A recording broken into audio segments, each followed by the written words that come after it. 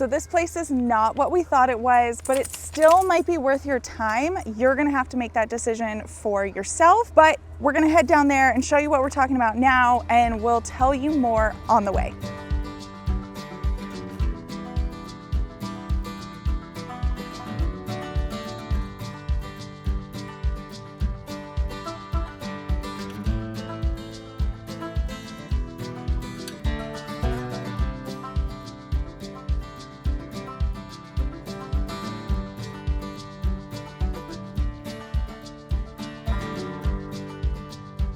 So we found ourselves at the Exhibition Coal Mine in Beckley, West Virginia. And the reason this place isn't what we thought is because when we booked it, it's because they had a little campground and we're like, perfect, one night stay, get to tour a coal mine. Yeah. Have a great time. That's what you do in West Virginia. You know? Yeah, obviously. The reason it didn't meet expectations though is because when you actually get to go into the coal mine, it's not the original coal mine like what it looked like.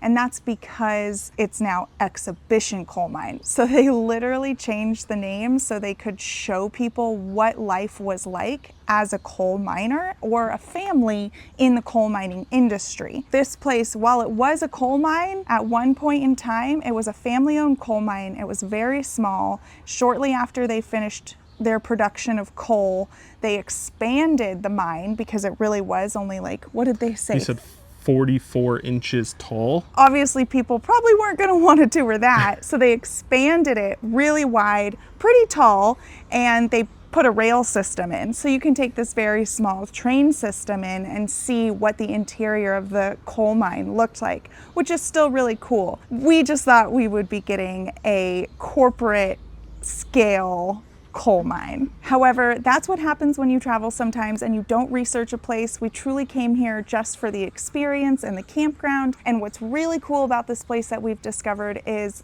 because it's Exhibition Coal Mine, it's not a specific coal mine, it's just what it was like to be a coal miner. They've literally brought original buildings like this one from other areas of West Virginia where they did have larger coal mining camps. They brought in the schoolhouse, they brought in a miner's house, The superintendent's house. so it's really cool. You do get a taste for it, even though you're not looking at the original structures in their original places, but you still get a fantastic feel for what it was like to be a coal miner in West Virginia.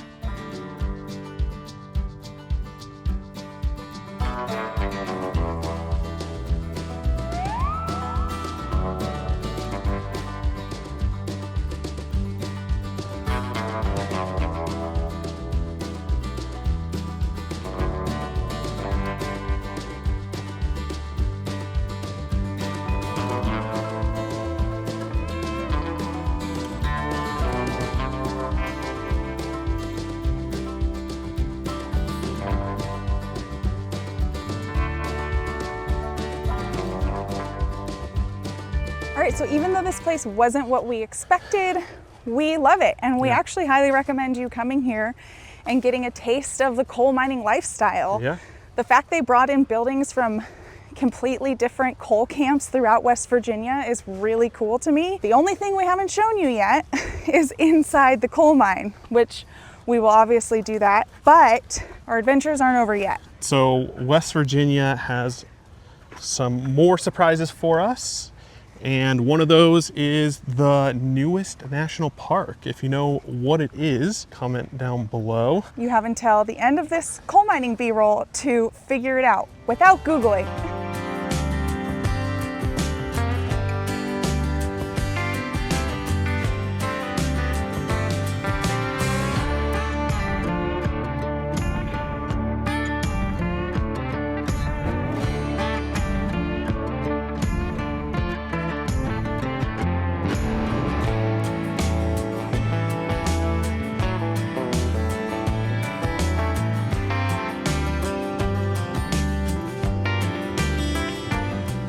If you guessed New River Gorge National Park, you are correct. This is our first time at this national park. We realized it's mostly a driving / hiking park, and then of course the scenic bridge that we will definitely be getting to today. But for now, what hike are we on? We're at the Grand View Rim, which is absolutely worth it. It's like 7 miles off the freeway to get out here. We just completed the Castle Rock hike, which is 0.6 miles, very rocky, but 100% worth it. And now we're on the Grand View Rim Trail, which will take us back to the car. So a nice little 2-ish mile hike. And if you come here and you do this hike, as you're looking along the sandstone, try and keep an eye out for the coal line. Try and find it.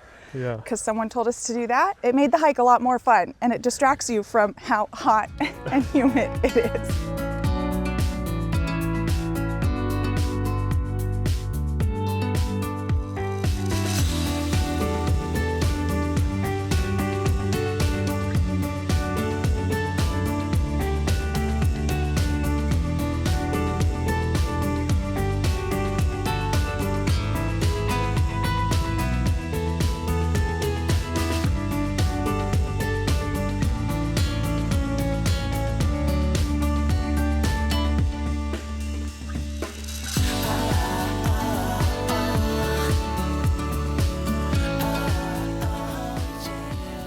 Hey, did you know we made a tank treatment? It's called Tank Tune-Up, and it's a no-filler powder that breaks down waste, kills odors, and even cleans your tank sensors. Click the link in our description or find it on Amazon to get yours. We made it back to the truck, guys, and it is hot. If you're coming to this national park in the summer, make sure to bring lots of water, including enough for your fur babies, which is another fun fact about this national park. All of their trails are dog-friendly, which she might look a little too tired from it right now, but I swear Carmen loves that fact. So if you've got hiking doggies that you bring RVing, this is the national park for you. We're now getting ready to actually explore the park more. This was our first stop, and Jason's setting up Guide Along, which if you followed our Alaska travels, you know that that is an app we love using.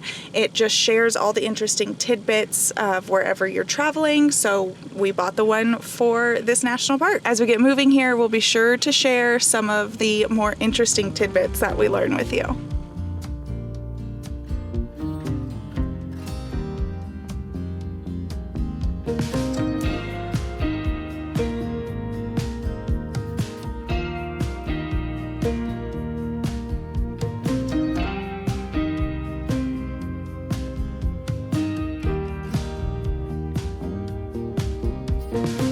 Despite the name, the New River is actually one of the oldest rivers in North America. Geologists estimate it to be between 260 and 325 million years old, making it older than the Appalachian Mountains it winds through. Over time, this ancient river carved out the steep sandstone and shale cliffs that now form the dramatic gorge.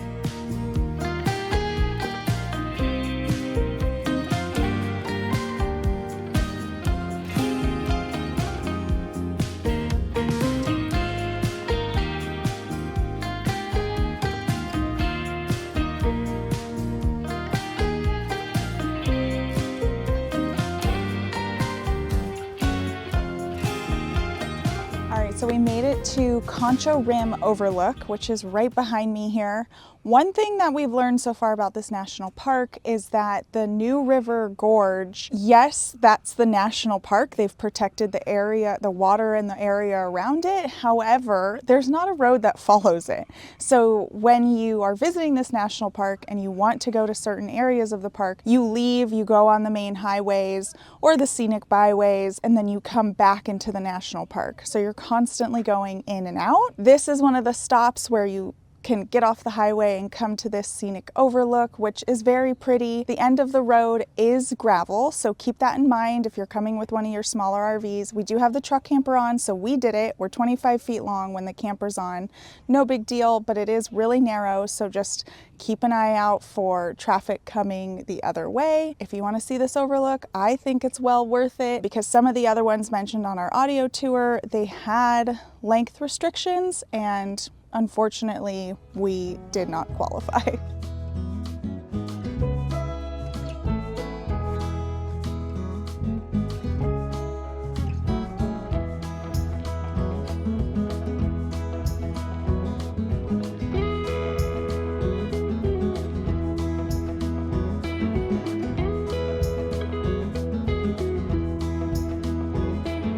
right, guys, we made it to New River Gorge Bridge. Look at it. It's really pretty. This was all I've been wanting to see all day. It's such a beautiful bridge, and there is a drive that you can actually take. It's the old road. So it literally like winds down the whole mountain. It goes under the bridge. It has a height restriction though of 12 feet. So unfortunately, we are not gonna do that with the truck camper. Probably make it, but it's towards the end of the day, so. Yeah, we figured let's not get stuck at the bottom of the gorge. Yeah, but it's about 45 minutes and it's highly recommended. You can get to the bottom. There's lots of viewing points to get out when you're down there. It's a one-way road. I think there's actually also a tour that you can do where you climb up and you walk across the bridge underneath, like on a little narrow gangway with like an attachment. Yes, and you get to like sit down and dangle your feet and take all these pictures. It's like a 2-hour tour. It looks phenomenal. So those are the 2 recommendations that we have if you're coming to this park and you're not in a rush like we are.